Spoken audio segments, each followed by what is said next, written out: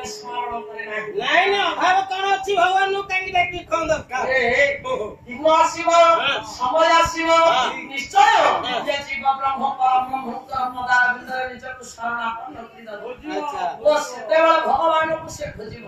ସେଇଟା କୋଉ ସମୟ?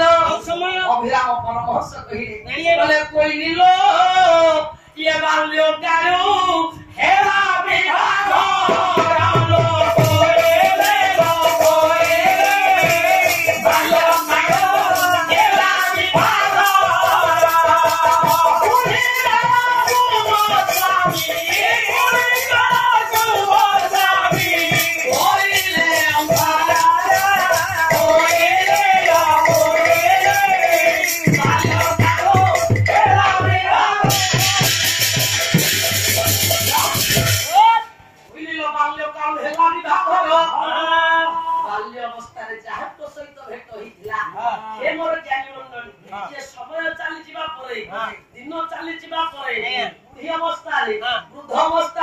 জীবনের শেষ সময়ে সে কেবল পরব্রহ্মଙ୍କର নামକୁ ସ୍ମରଣ କରେ।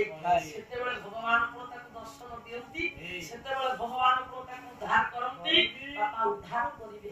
ଯଦି ଡାକିବାରେ ଭାବ ଥିବ, ଭକ୍ତି ଥିବ, ଭଗବାନ ଯୋଉ ସମୟରେ ଡାକିଲେ, ଯେତେବେଳେ ଡାକିଲେ ନିଶ୍ଚୟ ଦର୍ଶନ ଦେବେ, ମୋର ସଂସାର ଉଦ୍ଧାର କରିବେ। ମୋର ଜ୍ଞାନୀ ମୁନି ବିବେକୀ ମଣ୍ଡଳୀ ଭଗବାନଙ୍କୁ ଡାକିବା ବେଳେ ଅନ୍ତରରେ ଭାବ ରଖିବା ପାଇଁ ପଡିବ, ଭକ୍ତି ରଖିବା ପାଇଁ ପଡିବ।